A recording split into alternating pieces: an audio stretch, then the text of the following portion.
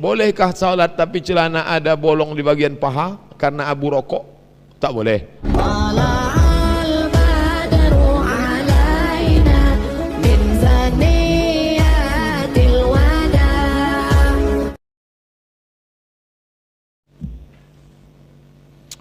Ada ustaz-ustaz lain mengatakan kalau ada orang meninggal tidak boleh memperingati 3 hari, 7 hari, 40 hari. Kalau ada undangan jangan pergi supaya tradisi ini hilang karena tidak ada orang datang.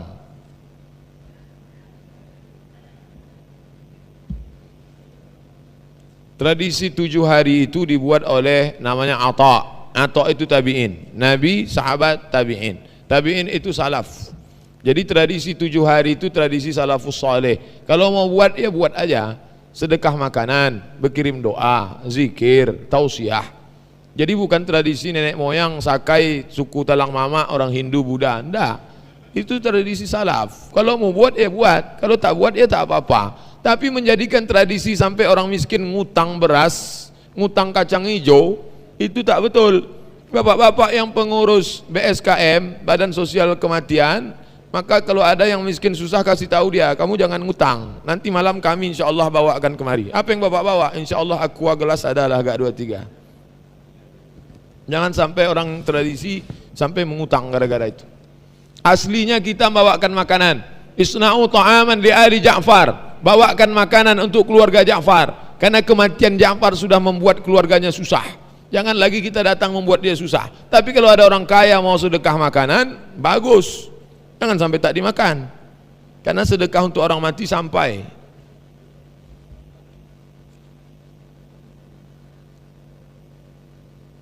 Bagaimana menurut Ustadz tentang ustadz-ustadz yang memberi ceramah harus pakai pembatas terhadap perempuan ibu-ibu? Ya bagus. Pembatas untuk mencegah ikhtilat mesti ada pembatas. Kalau tidak mau pakai pembatas begini, cara susunnya lain. Laki-laki di depan, perempuan di belakang. Pakai pembatas juga supaya perempuan laki-laki tak mandang-memandang. Bahkan di pesantren di Simpang Bingung ke sana, pesantren Al-Fadlah itu musolanya dibagi 2, musola laki-laki, musola perempuan. Saya tanya pimpinannya, ini kok musola bagi 2? Pernah kami satukan lain bunyi amin yang laki-laki itu Pak Ustaz? Waladhdallin amin.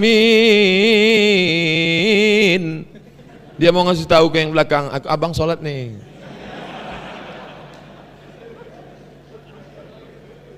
Boleh, bagus pakai pembatas.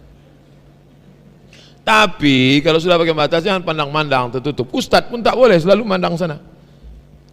Maka dari tadi kalau ada ibu bilang, Ustadz kenapa tak terlalu mandang? Saya pernah acara di Al-Falah waktu membahas masalah Syiah. Itu kan in fokus layar yang sebelah kiri itu gelap, jadi saya selalu memandang ke kanan. Selesai acara masuk SMS, Ustadz tadi bagus acaranya, cuman Ustadz terlalu sering nengok perempuan daripada laki-laki. Aduh, padahal yang saya tengok itu layarnya karena yang bagus lah. Tak apa-apa, mungkin dia mau bercanda. Kapan saatnya kita memilih untuk mengikuti pendapat 5 mazhab? Atau haruskah kita mengikuti pendapat 1 mazhab? Yang mengatakan 5 mazhab dimasukkannya Ja'fari, hati-hati, ini propaganda Syiah. Mazhab itu cuma 4, Hanafi, Maliki, Syafi'i, Hambali. Yang memasukkan Ja'fari, Ja'far Shadiq orangnya alim, soleh. Yang jadi masalah bukan Ja'far Shadiqnya, periwayat-periwayat Syiah yang membuat kepalsuan kepada Ja'far Shadiq. Imam Ja'far Shadiqnya bagus. Mazhab 5 yang ditulis oleh orang Syiah itu udah diterjemahkan bukunya warna. Itu tak betul. Imam Ja'far Shadiqnya bagus. Kasus Syiah ini sama dengan Kristen. Yesusnya bagus, tapi Paulus, Markus, Lukas, Yohanes yang memalsukan riwayat Yesus itu yang rusak. Imam Ja'far Shadiqnya bagus. Orang-orang Syiah yang membuat riwayat palsu dinisbatkannya ke Ja'far Shadiq, itu yang tak bagus. Jadi 4. Haruskah kita meyakini 1 mazhab saja? Kalau ada imam salat subuh dia, Bismillahirrahmanirrahim, Alhamdulillahi Rabbil Alamin. Saat itu dia sedang bermazhab Syafi'i, karena Bismillah jahar itu Syafi'i.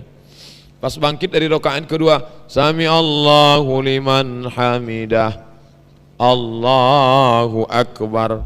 Tak pakai kunut, saat itu dia sedang hambali. Dia tak tahu, dia sudah mencampur dua mazhab. Fatihahnya dia pakai Syafi'i, kunutnya dia pakai Hambali. Karena Hambali tak pakai kunut subuh. Nah, jadi bolehkah mencampur selama tak membatalkan, sah. Tapi kalau mencampur yang membatalkan, tak sah.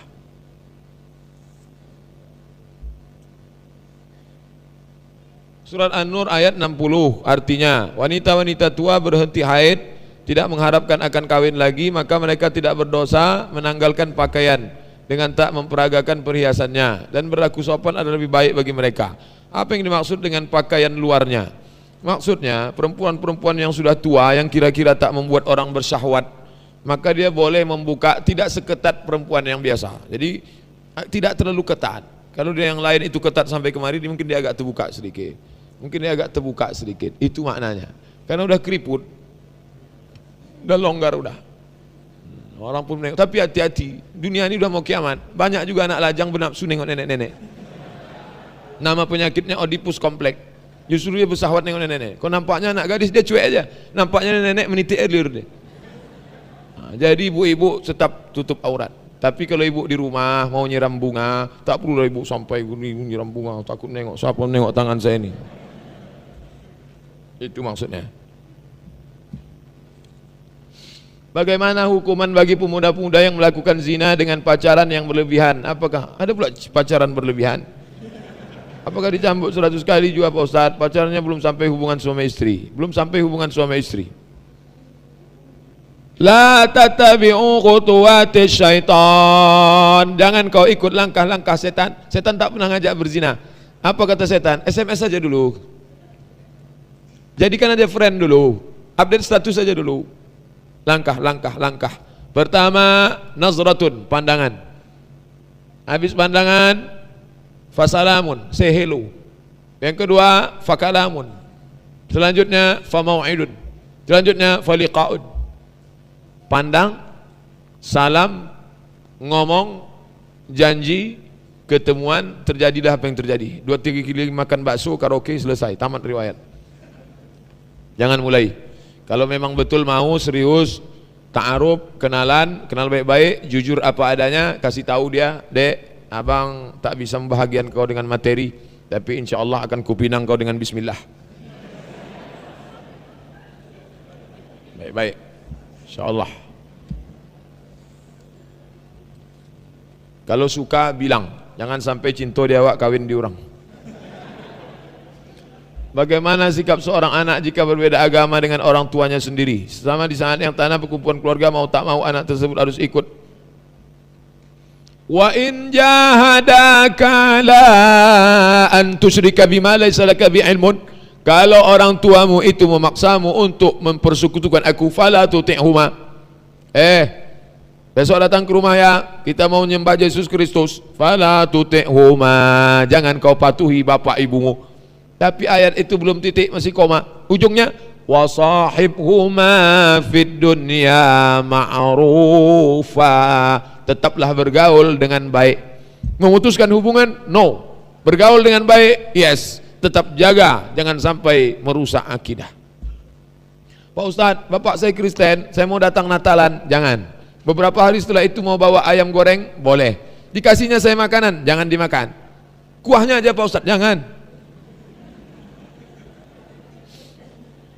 Apakah ada dalil tentang orang yang menghitamkan kening? Simahum fi wujuhihim min atharis sujud. Tampaklah di wajah mereka bekas sujud. Yang dimaksud bekas sujud itu adalah perilakunya perilaku orang yang sujud. Bahwa karena dia sering sujud, tahu-tahu keningnya hitam, ya tak apa-apa. Bapak ibu, bapak yang keningnya sudah hitam, jangan pula malu lalu ambil Rexona lalu. Oh, Rexona untuk ketiak. Diambilnya Nivea, dikena biar kuning. Tak perlu, biarkan aja. Yang tak boleh itu sengaja. Waktu sujud tu digosok-gosokkannya ke lantai. Itu yang tak boleh. Yang sudah hitam jangan malu diriak. Kamu riak nih. Enggak. Yang sudah hitam biarkan aja. Orang Mesir itu bukan hitam, kapalan malah. Karena orang Mesir itu selalu sujud di atas batu. Kalau dia kerja di warung, itu di batu-batu itu di Allah Akbar, kapalan. Tak apa-apa. Yang tak boleh itu sengaja.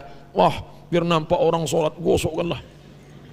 Udah gosok agak hitam, setiap ngobrol, ini gosok biar hitam. Tak boleh. Ustaz, jamaah sholat di masjid, saya sering perhatikan banyak yang berat bersalaman ke sebelah di dekatnya. Jamaah seperti ini termasuk apa namanya? Sok suci, sok kaya, atau sok hebat? Suatu perbuatan dilandasi dua hal. Suatu perbuatan dilandasi dua hal. Yang pertama, karena keyakinan. Yang kedua, karena ketidaktahuan. Suatu perbuatan dilandasi dua hal. Pertama, keyakinan. Yang kedua, ketidaktahuan. Ketika dia tidak mau bersalaman setelah sholat, apakah dia berkeyakinan setelah sholat itu haram hukumnya bersalaman, atau dia memang tak tahu hukum salaman? Kita tak tahu dia masuk kelompok yang mana. Maka bersalaman setelah sholat boleh, kata Imam Nawawi, karena hadisnya umum. Mamin muslimaini, dua orang muslim, yaltaqiyani berjumpa, wa yatasafahani berjabat tangan, illa ghufira lahuma, dosanya diampunkan, malam yatafarraqa, sebelum berpisah. Sebelum sholat salaman, setelah sholat salaman, pertama jumpa salaman, mau pulang salaman, sebelum makan salaman, habis makan salaman, cuci tangan dulu. Kalau seorang imam di musola bacaannya tak tahu panjang pendek, tapi dia tetap ngotot jadi imam. Imam ini termasuk imam apa? Suci atau sombong? Ini imam jahil tapi sombong. Bagaimana caranya? Digulingkan dia kudeta tak berdarah. Berkumpullah semua tokoh masyarakat, alim ulama, RT RW, kumpul pembahasan kita bagaimana solat kita nih. Judulnya buat tablik akbar. Tablik akbar, solat kita mau dibawa kemana? Jadi judul itu jangan terlalu serius. Solat kita nih mau dibawa kemana? Sedangkan suami istrinya hamil aja tak berani dia menitipkan istrinya ke bidan beranak, tak berani. Mesti diserahkannya bidan berijazah. Padahal yang rusak nyawanya hanya satu anak. Bagaimana solat bisa hancur semua? Kumpullah. Bagaimana nih? Kita angkat fit and proper test imam. Saya sedang flu, saya juga. Air hidung selalu keluar. Maka dalam keadaan terpaksa saya sambil sapu tangan yang di dalam kantong baju untuk membersihkan air hidung yang ingin saya tanyakan. Satu, bagaimana solat saya ini Ustadz? Kira-kira berapa persen lah solat yang diterima? Boleh gerakan di luar solat, gerakan di luar solat dibuat di dalam solat kalau darurat. Contoh, lewat ular. Uqtulul aswalaini, bunuhlah dua yang hitam fi shalah walaupun kau sedang solat. Nampak? Bunuh. Tak pula salat, Allahu Akbar, lewat ular, pukul sekali, nanti larilah dia, pukul dia sampai mati. Boleh. Begitu juga keluar dia menetes, macam mana? Ambil sapu tangan, keluar dia lagi, gitu kan lagi. Nah, itu boleh. Air ingus itu tak najis. Bahkan orang Mesir itu biasa nyimpan ingus di kantong, sedang makan, simpan lagi. Saya terkejut. Bapak nanti kalau ke Mesir, nah, biasa. Dua, bagaimana hukumnya kalau kita jadi imam dalam keadaan terpaksa sekali harus menahan kentut atau buang air? Ada yang bisa ditahan. Hukum menahan kentut itu makruh. Kalau dilepaskan batal. Kalau bisa agak dia tahan, ditahanlah sampai selesai sholat. Kalau tak tertahan lagi, lepaskan aja. Kan ada imam cadangan di belakang. Jangan sampai begitu selesai sholat biru muka. Assalamualaikum warahmatullahi. Assalamualaikum warahmatullahi.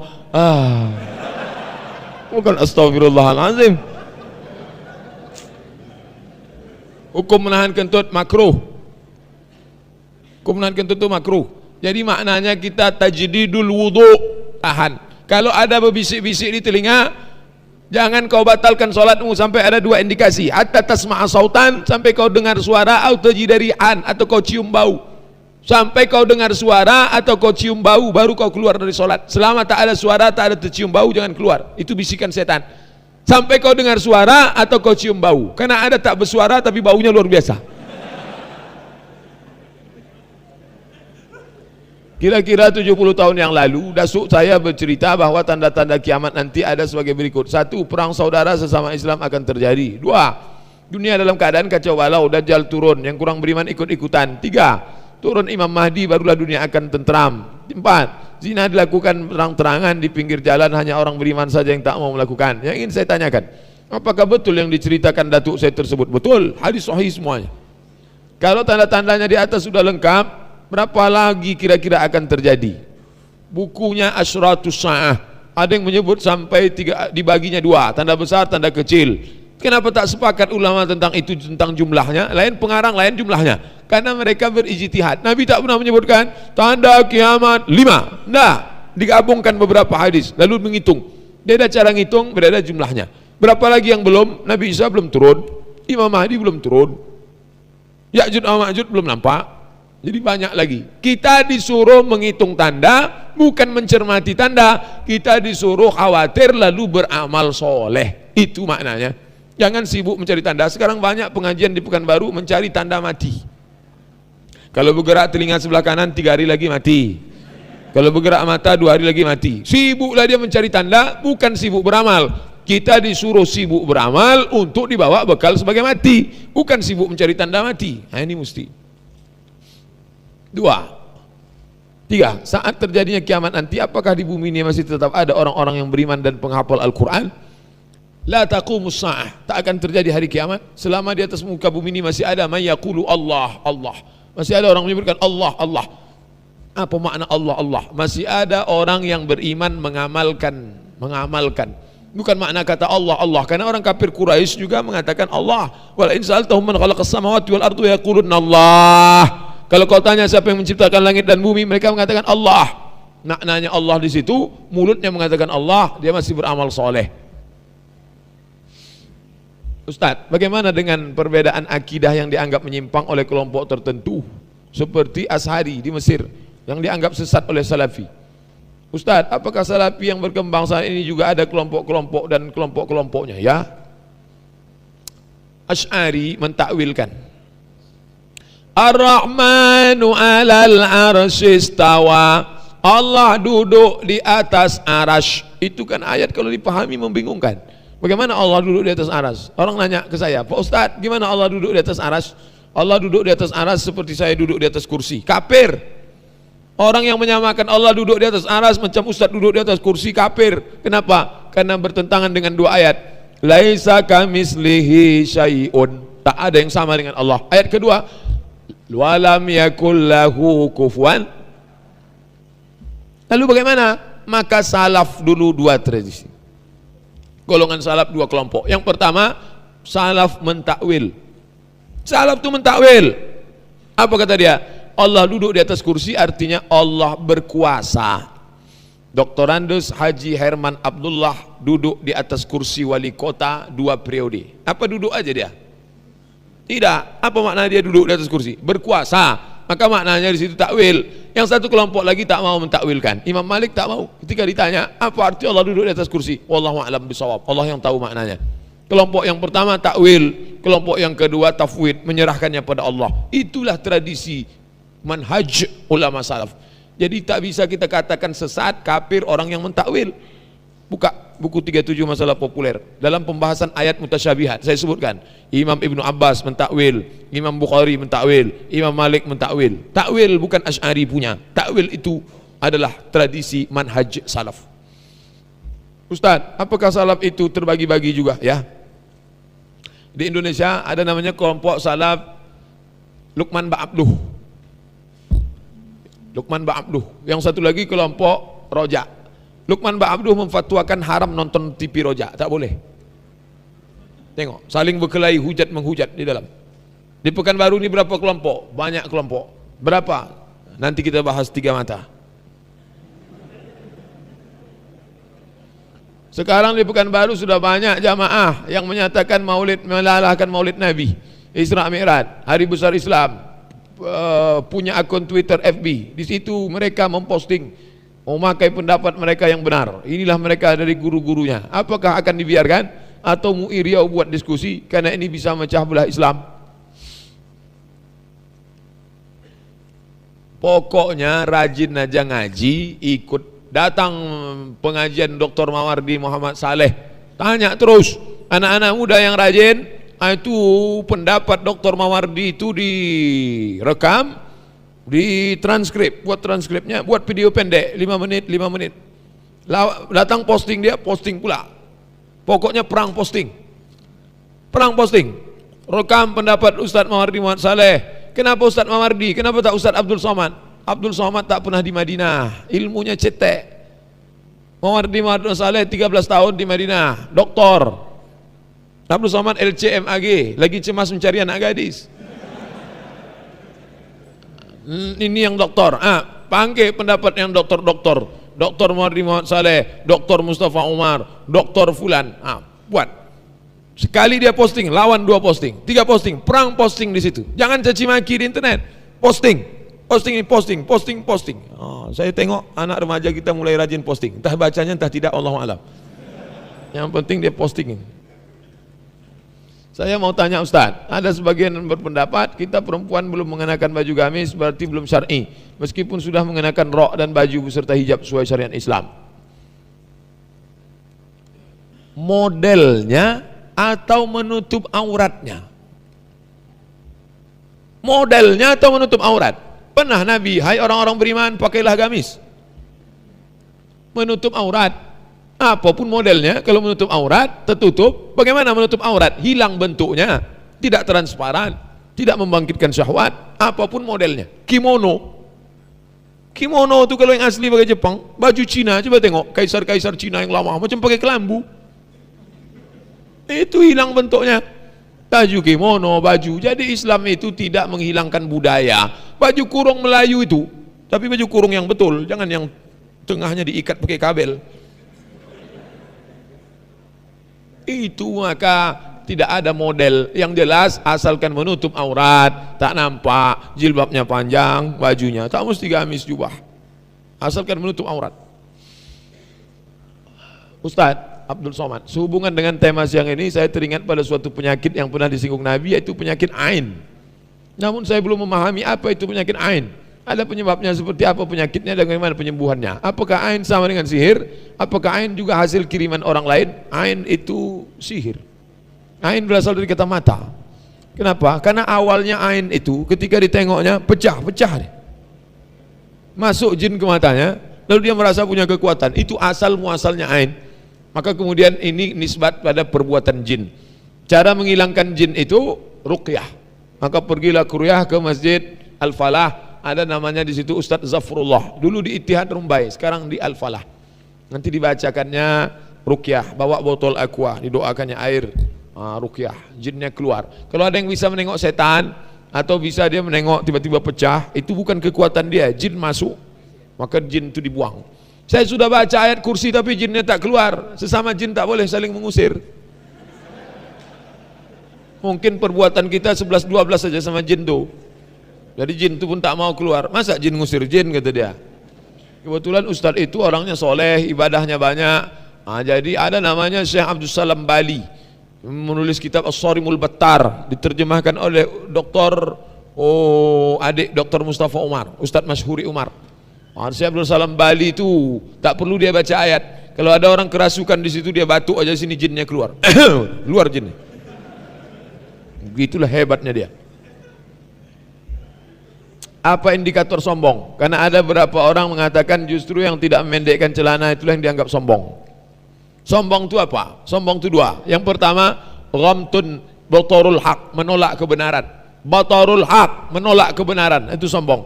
Ada orang minum tangan kiri, makan tangan kiri. Kata Nabi, kenapa kau tak makan pakai tangan kanan? Aku tak bisa tangan kanan. Padahal bisa, tapi dia menolak kebenaran. Menolak kebenaran itu sombong. Yang kedua, ghamtun nas, menyepelekan orang. Ada orang rameh sopan tapi menolak kebenaran, dia sombong. Kau tak ke masjid? Aduh bapak aja lah dulu, saya tak mau ke masjid. Tapi muamalahnya baik, itu sombong. Sombong 2 jenis. Sombong pertama, menolak kebenaran. Sombong kedua, menyepelekan orang. Sekarang banyak orang dua-duanya. Kebenaran ditolak, orang disepelekannya. Bagaimana pendapat Ustadz mengenai Wahabi? Karena beberapa referensi ana menemukan dahulu Abdul Muhammad bin Abdul Wahab pahamnya dulu ditolak oleh ulama-ulama dunia. Wahabi diambil dari kata Muhammad bin Abdul Wahab, maka pengikutnya disebut Wahabi. Tapi karena nama itu sudah terlalu buruk, negatif, maka berganti baju menjadi Salafi. Untuk membuat orang supaya tak lupa, maka disebut dengan Salafi Wahabi. Salafi baju baru, Wahabi baju lama. Menyikapi tentang Wahabi ini ada kelompok yang pertengahan, ada yang ekstrim, ada yang membenarkan sama sekali. Sudah saya bahas dalam buku 37 masalah populer, masalah yang ke-36. Masalah 37 Syiah, masalah 36 salaf dan salafi.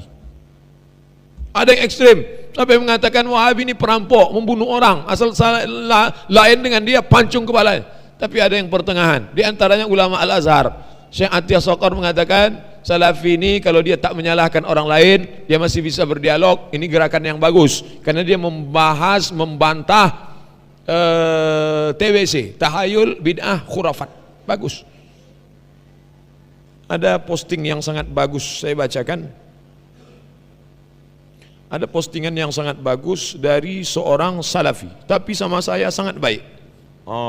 Sama saya baik betul. Orangnya baik. Ini saya bacakan. Waktu datang dia ke Masjid Al-Falah dulu kita undang, lembut sekali. Judul tulisannya nanti saya postingkan, kritik untuk saudara-saudaraku sesama salafi. Namanya cari nanti di internet, Muhammad Abdullah Soleh Hadrami dari Malang. Apa bunyi kalimatnya? Kritik untuk saudaraku sesama salafi. Kita sering mendengar sebuah hadis yang sangat terkenal, umat terpecah 73 golongan, semua masuk neraka, hanya satu golongan yang di surga. Salafi berkeyakinan bahwa satu golongan yang masuk surga itu hanya salafi saja, yang lain masuk neraka.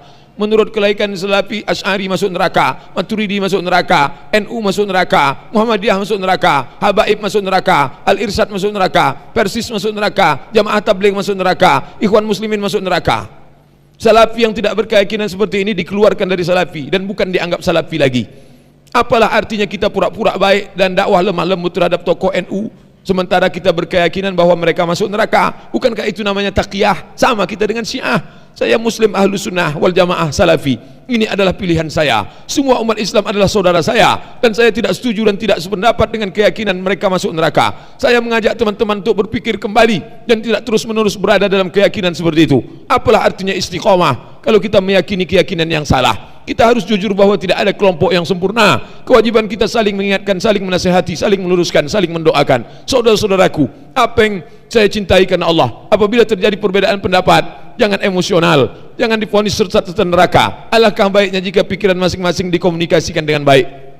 Kita harus terus belajar, jangan pernah berhenti dari belajar, karena ilmu adalah ibarat lautan yang tak bertepi. Ya Allah, hanya kepadamu lah hamba mengadu. Semoga bermanfaat. Malang, Sabtu 21 Rabiul Awal 1437, 2 Januari 2016. Hamba Allah yang selalu berharap petunjuk, ampunan dan kasih sayangnya, Abdullah Soleh Hadrami As-Salafi. Lembut, tapi dia pun dikeluarkan dari salafi. Menurut pendapat para imam yang Ustadz katakan tadi, kain celana panjang lewat mata kaki dibilang haram kalau sombong. Kenapa enggak dari warna dan jenis harga dibilang sombong? Kenapa mesti ke bawah? Kenapa tidak disebut? Kalau sutra sombong, kalau warnanya kuning sombong, kalau mahal sombong. Kenapa mesti lewat mata kaki? Karena raja-raja Romawi dulu kalau pakai jubah-jubahnya panjang, macam jubah Superman campur jubah Batman, panjang. Lihat kemarin ketika anak Raja Inggris nikah, dayang-dayang megang ke belakang. Maka Nabi mengatakan jangan pakai pakaian orang sombong yang memakai jubah itu. Jadi tidak lihat dari warna, tidak lihat dari harga, yang penting dia sampai. Dari mana perintah suluk beribadah masuk berlomba 1 bulan, masuk kelambu 1 bulan? Dari mana perintah suluk masuk kelambu 1 bulan? Suluk yang paling sikit 10 hari, yang agak panjang 20 hari, yang agak panjang 30 hari, yang agak panjang 40 hari. Suluk itu hanya ada dalam tarekat Naqsyabandiyah, didirikan oleh Syekh Bahauddin An-Naqsyabandi. Dia semacam pelatihan, latihan bagaimana supaya zikir tak putus kepada Allah. Karena banyak orang zikir tapi tak ingat, yang diingatnya entah siapa tak jelas. Subhanallah, subhanallah, subhanallah, subhanallah, subhanallah, subhanallah, subhanallah, subhanallah, subhanallah, subhanallah, subhanallah. Siapa yang diingat itu? Maka latihan mengingat. Maka suluk itu sama seperti mengingat. Kenapa tak boleh makan daging? Kenapa tak boleh? Karena kalau dia makan daging, libido seksualnya naik. Maka dia makan telur ayam, makan ikan supaya saat libidonya. Itu namanya riyadhah, latihan. Sama macam orang puasa. Bukan seluruh hidupnya tak boleh makan daging, vegetarian. Hanya saat pelatihan itu saja. Kenapa dia pakai kelambu? Karena banyak nyamuk. Dia lebih khusyuk pakai kelambu. Biar dia tak menengok ke sana kemari. Sama macam orang etikaf di Mesir itu pakai kemah namanya, qubbah, kemah. Mereka tak menyebut kelambu karena di Mesir tak ada kelambu. Itu tentang masalah. Jadi dia bukan menambah-nambah agama, metode pelatihan zikir. Bagaimana memasukkan zikir ke dalam hati supaya keluar dari itu zikirnya tak putus. Mau kerja dia tetap zikir, mau di sawah dia tetap zikir, tapi tak bisa mengatakan siapa yang tak bersuluk masuk neraka. Tak bisa. Itu sama metode pelatihan. Bolehkah kita minta diruqyah?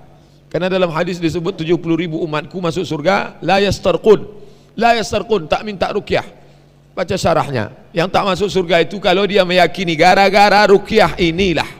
Itu yang tak masuk surga. Gara-gara ruqyah inilah saya selamat. Selamat itu gara-gara Allah. Ruqyah itu hanya usaha. Kalau ibu minta ruqyah, tapi keyakinannya bukan karena ruqyah, karena Allah, tetap masuk dalam golongan yang tak dihisab.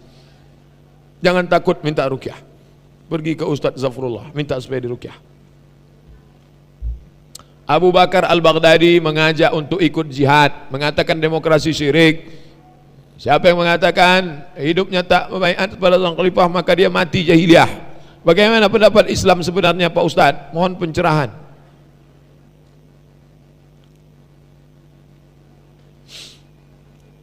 Abu Bakar Al-Baghdadi itu bukan Ahlus Sunnah wal Jamaah. Apa dalilnya? 3. Yang pertama, dia mengangkat dirinya sebagai khalifah, sedangkan Abu Bakar Siddiq diangkat orang lain. Yang kedua, dia mengkafirkan yang tak berbaiat. Siapa yang tak berbaiat Abu Bakar Al-Baghdadi kafir. Yang ketiga, cara membunuhnya bukan cara membunuh Islam, tapi cara-cara Guantanamo. Nampak betul mereka ini lama dilatih di Amerika. Ustaz, terima kasih telah membaca surat saya. Kembali kasih. Saya ikut rohis di kampus. Dari kegiatan rohis banyak sekali aturan yang masuk, baik itu dari kami HTI, Salafi, dan yang terakhir ISIS. ISIS ini mengajak kami untuk membaiat khalifah mereka. Jangan ikut ISIS. Yang sudah menikah boleh ikut ISIS, Ikatan Suami Idaman Istri. Kenapa ada hadis yang bertentangan sehingga muncullah ijtihad yang berbeda, menyebabkan umat Islam saling menyalahkan, menganggap paling benar. Itulah ujian beragama. Nabi tak salah. Hadis itu keluar dalam konteks yang berbeda, sebenarnya tidak ada ikhtilaf. Disitulah letak ujian. Ujian sebelum mencari agama, bingung cari agama. Ujiannya Yahya Waloni, bingung mau milih Kristen, Katolik, Islam, Buddha, Konghucu. Ujian Felix Xiao, bingung nyari. Setelah dia masuk, milih lagi kebenaran. Sampai kapan ujian ini berakhir? Sampai Israel datang. Yang tak sabar, calling Israel biar cepat datang. Bagaimana sikap kita kepada orang yang suka ngajak debat masalah khilafiyah, yang dia mengatakan paling benar, terutama di sosmed. Sosmed itu tak bisa diladeni. Kalau dia kirim aja posting, siapkan aja pelor banyak-banyak. Masalah celana, ini postingnya. Rekam Ustadz Mamar di acara Senin Selasa, Mufti menjawab. Mintakan dia, Ustadz, tolong Ustadz ngomong, kami rekam video 5 menit. Masalah kaki celana, nih. Masalah jenggot, nih. Masalah tahlil, nih. Masalah doa, nih. Masalah sab, nih. Datang dia ngajak debat, kirim. Tak usah diladeni, stres, capek, banyak kerja lain lagi. Berkelahi sama istrinya gara-gara itu. Dia emosi, mau dibalas tak nampak, akhirnya istrinya dihamuknya. Apakah Wahabi berbahaya ke akidah kita? Kalau yang ekstrim berbahaya.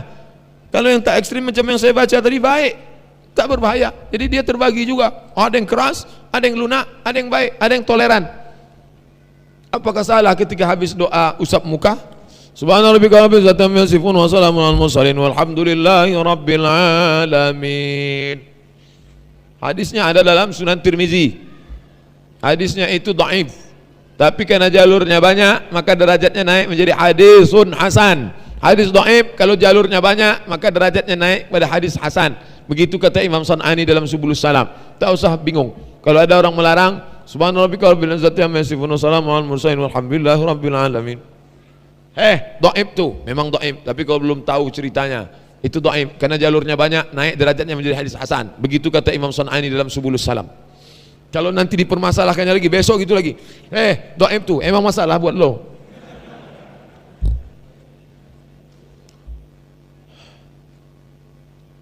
Jadi,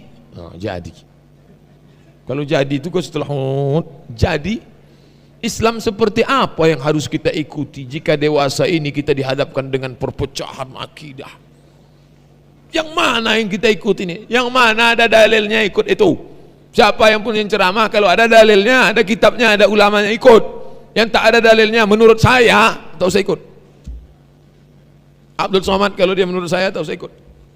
Abdul Somad bukan turun dari langit, Abdul Somad dari Panam. Bagaimana masalah musik? Pulang dari sini nanti singgah ke toko buku Islam, jangan toko buku kafir, pilih judulnya buku fikih musik. Fikih puasa sudah, fikih solat sudah, beli fikih musik.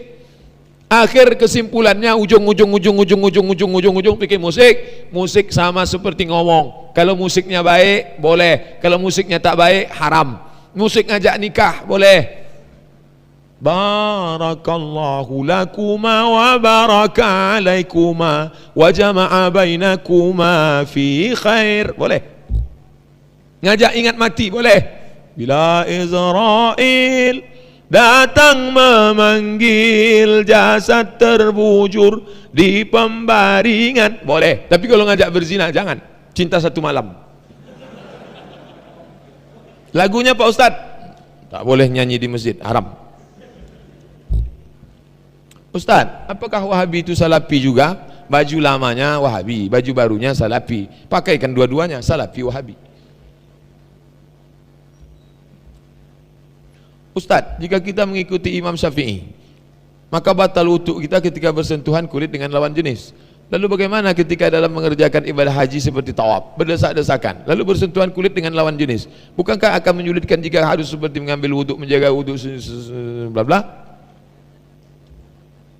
Ibu biasa megang mazhab Syafi'i, mau umrah takut bersentuhan batal, gimana solusinya? Dua solusi. Solusi pertama, pakai wudhu mazhab Maliki.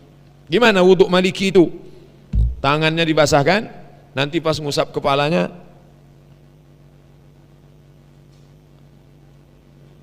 itu saja bedanya. Usap wajahnya sama, ngusap tangan, nyapu tangan sama, pas kepalanya satu kali basah tangan, habis itu kaki siram. Begitu cara wuduknya, nanti waktu bersentuhan tak batal. Itu solusi pertama. Solusi kedua, tetap wuduk mazhab Syafi'i. Nanti waktu bersentuhan tak batal. Kenapa tak batal? Karena darurat. Mazhab Syafi'i pun kalau darurat tak batal, karena tak mungkin tak terpisahkan. Ini dia. Ini tentang masalah. Pilihlah dua, salah satu dari yang dua itu. Membaca Yasin di kuburan, apakah ini termasuk bid'ah? Kalau ada orang mati, jangan ditahan jenazahnya, kuburkan cepat-cepat. Kalau ada orang mati, jangan tahan jenazahnya, kuburkan cepat-cepat. Setelah dikuburkan, bacakanlah Al-Fatihah pada bagian kepala. Ini kepala, baca Al-Fatihah. Wal maghdubi alaihim waladdallin, amin. Pada bagian kaki, baca ujung Al-Baqarah. Lillahi ma fis samawati wa ma fil ardi wa in tubdu ma fi anfusikum, sampai habis. Hadisnya apa ini? Hadisnya ada dalam kitab Al-Mu'jam Al-Kabir karya Imam At-Tabrani. Status hadisnya hadisun hasan. Inilah dalil boleh membacakan Quran untuk orang mati, baik di kuburan maupun di rumah. Sampaikah pahala bacaan itu? Sampai. Selama ini bapak ibu baca Yasin, ada tak Yasinnya balik lagi? Berarti sampai.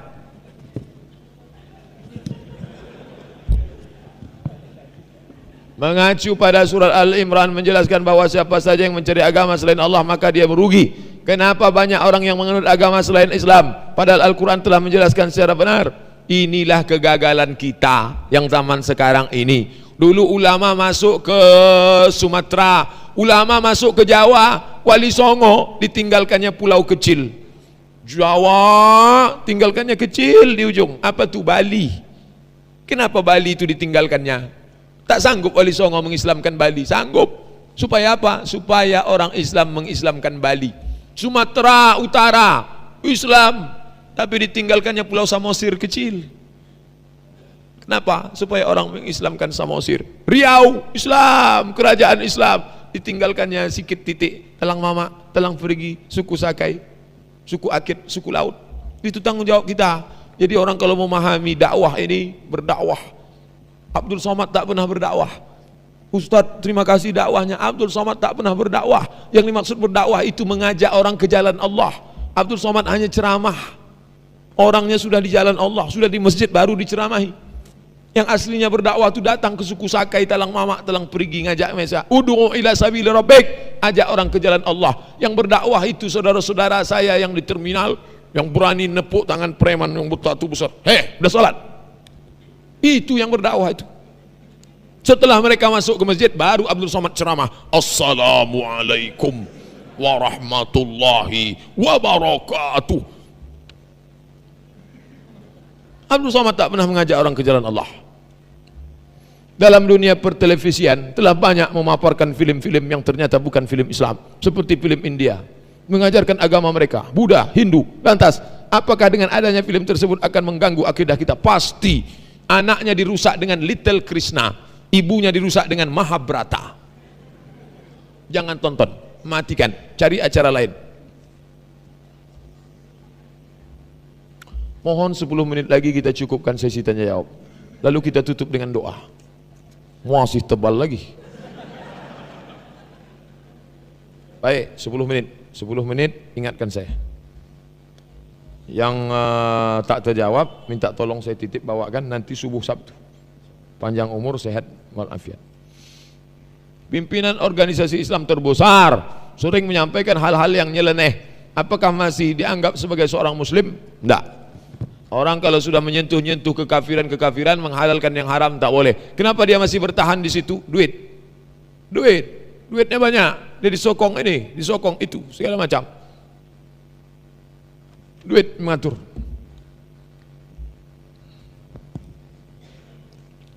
Bolehkah menghadiri undangan ulang tahun? Ulang tahun yang tiup-tiup lilin? Tidak. Tapi kalau dia syukuran kepada Allah, dikandung anak yatim, menyantuni anak yatim, datang besok ya, ada syukuran menyantuni anak yatim atas nikmat yang diberikan Allah pada saya, datanglah. Ikan ternak yang diberi makan bangkai, bolehkah dimakan? Pemakan bangkai tak boleh dimakan. Ada sapi yang makan, sapi yang makan tai tak boleh dimakan. Ada jenis sapi yang pemakan tai, tak boleh dimakan. Maka binatang yang makan bangkai itu merusak, tak boleh dimakan. Sekali-sekali makan bangkai tak apa-apa. Dianggap bangkai itu sama macam orang makan jengkol, sekali-sekali, tak apa-apa. Tapi kalau dia hobi terus makan bangkai, tak boleh. Dia termasuk kategori buas. Ketika sujud kaki dirapatkan, dibuka saja, berapat atau buka. Dalil, tinggal di masjid, membawa kawan ketika waktu sholat, kawan memilih untuk sholat di tempat dia saja. Bagaimana hukum berhadapan terhadap diri sendiri? 2 pertanyaan. Waktu sujud itu kaki dirapatkan. Kenapa? Karena kalau kakinya renggang, dulu orang pakai jubah tak pakai celana, saat jubahnya itu nampak pangkal ini, nampak pangkal ini, pangkal betis terus ke pangkal lutut. Itulah mengapa dirapatkan. Maka bagi orang yang pakai celana, terbuka kakinya tak apa-apa. Tapi kalau dia pakai celana menutup juga, hadis Nabi mengapa? Nabi menyuruh tutup. Kenapa Nabi suruh tutup? Karena kalau dia buka, terbuka, nampak pangkal. Jadi ada gerakan sholat itu yang bersebab, ada sebabnya. Contoh, kenapa Nabi bangkit itu tangannya begini ke lantai? Setelah dia gemuk, waktu dia tua, dia bertumpu ke lantai. Waktu yang hadis yang diriwayatkan tidak bertumpu, itu termasuk perbedaan pendapat. Apakah bangkit itu bertumpu atau tak bertumpu? Yang bertumpu sah, yang tak bertumpu tak masalah. Karena Nabi pernah bertumpu ketika dia sudah tua, dan ketika di awal-awal di Madinah dia tak bertumpu. Ada sebabnya. Begitu juga dengan kaki. Dibuka nampak pangkal paha, ditutup tak nampak. Ditutup bagus. Tinggal di masjid, membawa kawan. Ketika waktu sholat, kawan milih untuk sholat di tempatnya. Bagaimana hukum terhadap diri saya? Jangan ajak kawan itu lagi. Itu lain mazhab kawan itu. Kalau bisa luruskan dia, ajak dia sholat. Kalau tidak jangan lagi. Kau merusak aja nih. Saat tinggal di masjid dia sholat di kamar atau di kos-kosan sholat dia. Padahal masjid dekat. Kenapa dia tak datang ke masjid? Nabi mengatakan la uharriqanna alaihim buyutahum, ku bakar rumah mereka yang tak sholat. Udah. Ada lagi. Di samping celana tadi, janggut juga menjadi pandangan bagi sebagian. Bagaimana masalah janggut nih Pak Ustadz? Orang Yahudi janggutnya panjang, kumisnya panjang, Orang Nasrani kumisnya panjang, jenggotnya panjang. Orang Majusi kumisnya panjang, jenggotnya panjang. Maka kata Nabi, khaliful Yahud, bedakan diri kamu dengan orang Yahudi. Bagaimana cara membedakannya? Uksus syarib, potong kumis. Potong kumis, biarkan jenggot. Apakah perintah ini wajib? Menurut mazhab Syafi'i, perintah ini sunat. Kalau perintahnya sunat, maka tak wajib. Sebagian mazhab mengatakan wajib. Jadi sunat. Bapak yang sudah berjenggot, bagus. Jangan gara-gara ini syukur jenggot. Ustadz kenapa tak berjenggot? Kenapa Ustadz tak berjenggot? Ini kalau panjang macam tusuk sate. Takut bapak berjumpa sama saya. Tapi kalau ada alat membuatnya lembut cantik macam jenggot, saya panjangkan jenggot. Saya bukan menolak sunnah, enggak. Bolehkah dalam kehidupan saat kita melakukan ibadah kita menggabungkan 2-3 mazhab? Tak masalah. Waktu berwuduknya Syafi'i. Pas salatnya Bismillahirrahmanirrahim. Alhamdulillahi Rabbil Alamin. Itu udah pindah ke Hanafi itu sama Hambali. Jadi selama dia tidak membatalkan tak masalah. Yang jadi masalah itu kalau dia campurkan lalu membatalkan. Itu yang tak boleh. Bingung saya Pak Ustadz, kalau bingung tak usah campur. Bolehkah salat tapi celana ada bolong di bagian paha karena abu rokok? Tak boleh, nampak auratnya.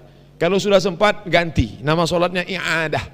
Salat yang sudah terlaksanakan ternyata batal, maka salat itu diganti. Misalnya, ibu setelah selesai salat gatal tangannya, pas dibuka tengok kulit ikan mas, berarti sholatnya tadi batal karena wudhu, maka sholatnya diulang. Usolli fardhu zuhri 4 raka'atin i'adatan. Kalau yang tadi adaan, mengganti itu i'adatan. Maka celana yang kena abu rokok tadi buanglah sama rokok-rokoknya sekalian.